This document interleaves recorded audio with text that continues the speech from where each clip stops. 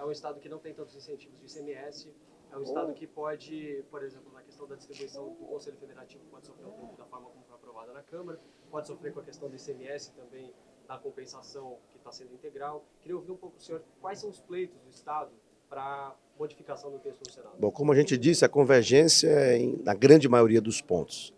A divergência eu coloco exatamente na questão do Conselho Federativo. Defendemos que seja paritário, exatamente como é o Senado Federal, que é a Casa da Federação. Então, esses ajustes populacionais, digamos assim, não são corretos na nossa visão. Externamos isso ao Senado. E o outro ponto, que é muito caro para nós, não só do Nordeste, como do Norte também, acredito que do Centro-Oeste, é que o critério de divisão do Fundo de Desenvolvimento Regional seja colocado na Constituição. E para que serve o Fundo de Desenvolvimento Regional? É para diminuir as desigualdades regionais. Qual era o instrumento que se tinha antes? Incentivos fiscais, que se viu ao longo do tempo que é altamente ineficiente para levar, mas era o que tinha. Então, como vai acabar o incentivo fiscal, você tem que ter um fundo para que a União possa cumprir uma missão constitucional que é diminuir a desigualdade regional. Então, nós defendemos que o critério de rateio deste fundo esteja na Constituição e seja inversamente proporcional à renda per capita de cada estado da federação. Essa seria a maneira mais eficiente para você poder diminuir a desigualdade regional. E ter uma regulamentação desse fundo, que ele vá para a inovação, que ele vá para a infraestrutura, para aquilo que a própria academia já conseguiu compreender que leva ao desenvolvimento regional efetivo e não de maneira artificial. Governador, o senhor teceu alguns questionamentos sobre uma possível reforma administrativa aqui no Brasil. A gente sabe que essa pauta vem sendo levantada principalmente pela Câmara dos Deputados. Arthur Lira estava aqui no evento ontem, disse que o texto já está pronto, não mexe com benefícios já adquiridos, com direitos adquiridos. O senhor já teve contato com este texto? Deve uma reforma administrativa possivelmente contar com o apoio? Olha, eu não vi o texto, então não posso me manifestar. A única coisa que eu coloquei ali claramente foi que a reforma administrativa, se ela não for para combater privilégios que de fato existem, você vai ter um problema muito grave. Porque a sociedade não vai compreender como é que você vai, digamos assim, atacar alguns pontos e deixar outros de fora porque um grupo ou outro tem mais força política. Temos que fazer a regra correta para todos. Então, eu acho que, claro, que dá para aperfeiçoar vários pontos, né, dessa estrutura de Estado, mas não podemos abrir mão de realmente cortar os privilégios do andar de cima, que tem que ser realmente decidido pelo Congresso Nacional. Na hora que o Congresso, para poder aprovar, digamos assim, vai tirando alguns privilegiados da reforma, você vai cair em descrédito. Então foi esse o ponto que eu quis levantar. Que tipo de privilégios? Salários muito elevados, desproporcionais em relação ao que a iniciativa privada paga, por exemplo, benefícios que terminam fazendo algumas categorias ganhar fora do teto constitucional, alguma coisa nessa linha que eu estou colocando. Em suma, servidores de mais alto salário, de mais altos benefícios, tem que ter incluído na reforma. Senão você vai penalizar só o baixo escalão do funcionalismo público, você vai prejudicar os serviços públicos e não vai ter o efeito fiscal esperado.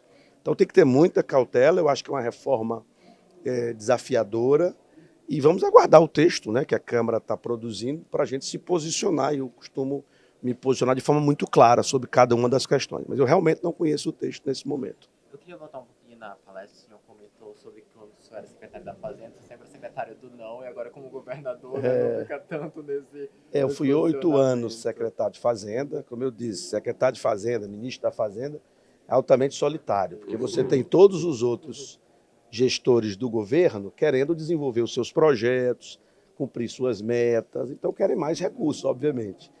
E o secretário de Fazenda que tem aquele papel de dizer não, não tem, não dá, se der aqui vai ter que tirar dali.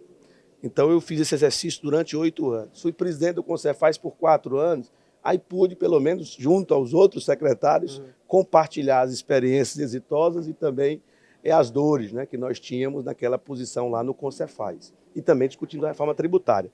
Mas eu coordenei no Piauí também o programa de investimentos. Então, ao mesmo tempo que a gente ficou com a responsabilidade de, digamos assim, ajustar as contas, também a decisão de investimento passava por um comitê junto com o ex-governador Wellington Dias e comigo. Então a gente demonstrou que aquele equilíbrio fiscal, aquele regramento mais rigoroso, digamos assim, resultou em benefícios concretos para a população. Por isso que eu disse que eu gosto de medir um governo pela capacidade de investimento dele. Ora, se eu conseguir investir, logo os estados e municípios eles não emitem moeda, não emitem título, então o balanço é receita e despesa. Então, se você consegue melhorar o gasto em investimentos, controlando ou pelo menos qualificando melhor o gasto com o custeio da máquina, você está fazendo um bem maior para a sociedade como um todo. Por isso que os investimentos aconteceram no Piauí, o governo certamente foi bem avaliado. Eu contei com o apoio do presidente Lula, que é muito forte no Piauí, na região Nordeste. Tivemos uma boa caminhada e chegamos ao governo do Estado. E eu queria aproveitar essa sua experiência na área fiscal, o senhor sente agora dentro, liderando o governo, também impacta positivamente nesse diálogo com as empresas? Porque a gente sabe que acaba que para algumas empresas ainda olha com certo olho torto para o PT, para partidos de esquerda. Queria saber nesse sentido, essa sua experiência. Olha, mas eu acho que o que ajuda mais é a minha experiência como empreendedor. Eu nunca tinha sido candidato. Eu empreendo desde os 17 anos, fundei várias empresas. E somente com 29 anos de idade é que eu fui chamado para ser secretário de Fazenda. Então eu fui migrando para a iniciativa pública, né, para o setor público, melhor dizendo, e ficando apenas como sócio de companhias que eu fundei lá atrás, sem nenhuma atividade gerencial. Então isso facilita talvez uma aproximação com o setor privado, sem dúvida. E como secretário de Fazenda também, a gente ficou do outro lado, no fisco. É muito difícil, mas a gente conseguiu, pelo menos lá no Piauí, um diálogo com o setor produtivo muito saudável. Ou seja, cumprindo a regra, fazendo o que tinha que ser feito, mas tratando bem os empreendedores, principalmente aqueles que querem cumprir suas obrigações. Então, acho que esse diálogo eu tenho muita facilidade de fazê-lo e estou tentando levar isso para a minha gestão agora como governador, que cuide de muito mais coisas, mas eu não tenho dúvida que isso é algo que me ajudou a ser gestor. Estou aprendendo a ser político. Mas gestor, modéstia à parte, eu acho que eu tinha uma experiência boa no setor privado e no setor público. Governador, no campo da reforma administrativa que o colega comentou, há um entendimento de que o próprio poder precisa encaminhar a sua proposta para que o Congresso analise, né? Existe pelo menos um entendimento nesse sentido. Se for esse o entendimento mesmo, como convencer o Poder Judiciário, que é onde se alega que há mais distorções, a fazer o encaminhamento da sua própria proposta? Eu acho o seguinte, se você não fizer uma regra global, não tende a ter sucesso isso. A regra tem que ser global e é a Casa do Povo, é o Poder Legislativo que tem autoridade, soberania para decidir. O problema é que muitas vezes os segmentos privilegiados, e aqui eu não estou falando só de corporações, eu falo também de empresas, está lá uma corrida no Congresso para muitos segmentos econômicos e para a alíquota reduzida. Ora, quem vai pagar o preço disso é o contribuinte, porque aí a alíquota normal vai ficar maior. Então o consumidor, o contribuinte vai pagar de qualquer jeito.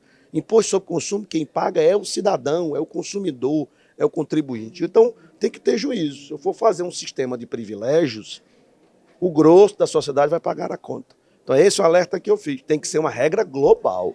E eu acho que outros governadores me acompanharam no comentário. Né? Senão, você vai perder. Vai ser uma corrida por privilégios. Aí um consegue, o outro depois consegue, o outro consegue. E aí você não tem o efeito fiscal esperado. Então, não adianta fazer uma reforma administrativa para não conseguir o objetivo dela. Só para dizer que fez não vale. A gente tem que realmente ter esse cuidado para fazer uma reforma que realmente atinja os objetivos de eficiência, de combate a privilégios e de melhoria do funcionamento da máquina pública para ela entregar resultados melhores para a população. Governador, foi comentada a possibilidade, na verdade, a necessidade de incentivar a bioeconomia no Brasil, comentada durante o painel. Nós temos diversos setores da economia, como o senhor bem mencionava, que já tem diversos incentivos fiscais. Até o crédito no Brasil, mais de 40%, cerca de 41% do crédito é crédito direcionado, ou seja, que tem benefícios no pagamento dos juros. Como que o Brasil pode incentivar ainda mais essa bioeconomia? Tem como incentivar o desenvolvimento desses projetos em um ambiente que já há tantos benefícios para diversos setores da economia? Olha, veja só, os Estados Unidos lançou um programa, vocês sabem muito bem, de 370 bilhões de dólares, com dinheiro na veia, para incentivar, por exemplo, o hidrogênio verde. Lá estão pagando, ou vão pagar, 3 dólares por quilo de hidrogênio verde. Ou seja, é um grande subsídio direto. Não é com incentivo tributário, é fomento direto para aquele setor que eles querem desenvolver numa estratégia de neoindustrialização, de voltar a indústria para os Estados Unidos e de aproveitar este grande mercado que vai surgir do hidrogênio Foi verde. feito um pouco com a energia eólica aqui no Brasil. Mas, na verdade, aqui na eólica foi desconto também de taxa, diminuição de encargo. Eu estou falando que a gente tem que acordar para esse novo mundo. A reforma tributária ela vai acabar com o incentivo tributário. Então, o que você vai ter que fazer? Orçamento mesmo, para fazer infraestrutura, inovação, algum fomento. Ora, se os Estados Unidos, que em tese é um país mais liberal do que o nosso, está fazendo esse tipo de incentivo direto, usando dinheiro público para incentivar um setor específico, porque é estratégico, a mesma coisa tem que ser feita aqui. Então, dentro desse tema ecológico, da bioeconomia, o que eu levanto mais a ponto de atenção é sobre transição energética, falando mais especificamente, sair da matriz, gradativamente da matriz do petróleo e do gás, para a matriz do hidrogênio verde e das baterias. É nisso que eu acredito e eu acho que é onde está a maior oportunidade do Brasil. A gente não pode mudar o foco, porque esse mundo da sustentabilidade é muito grande, mas onde tem maior impacto econômico é a transição energética. Então, o Brasil, o Nordeste e o Piauí em particular, tem condição de ser o maior celeiro produtor de energia limpa na forma de hidrogênio verde. Então, a gente tem que aproveitar isso. E nós não podemos confiar só no que Deus nos deu, que foi exatamente essa natureza fabulosa, incidência solar e de ventos. Nós temos que fazer a nossa parte. E essa parte envolve regulamentação e alguns incentivos diretos, como já foi feito, por exemplo, colocar o etanol na gasolina. Não é uma maneira de você incentivar a cadeia do etanol? O biodiesel dentro do diesel, não é uma maneira de você incentivar a cadeia do biodiesel? Então você tem que começar a pensar em colocar hidrogênio nos dutos de gás natural, colocar percentual de fertilizante verde, de ureia nitrogenada verde, fertilizante nitrogenado verde, colocar um percentual de aço verde para você incentivar. Se você tem um problema fiscal, não pode botar dinheiro como os Estados Unidos está fazendo, mas você tem que direcionar o crédito para isso, você tem que realmente dar incentivos regulatórios para que essa indústria aconteça. Sob pena, a gente perdeu uma janela de oportunidade. Eu estava dizendo outro dia que a maior planta de hidrogênio verde do mundo, que eu tenho conhecimento, é onde? Na Arábia Saudita, que é o maior produtor de petróleo. Então, eles já estão enxergando isso, nós não vamos enxergar. Então, esse propósito de tornar o Brasil o país da sustentabilidade, o país verde, o mais verde, tem que estar, na prática, servindo para o Brasil ser o maior produtor de hidrogênio verde e derivados do mundo.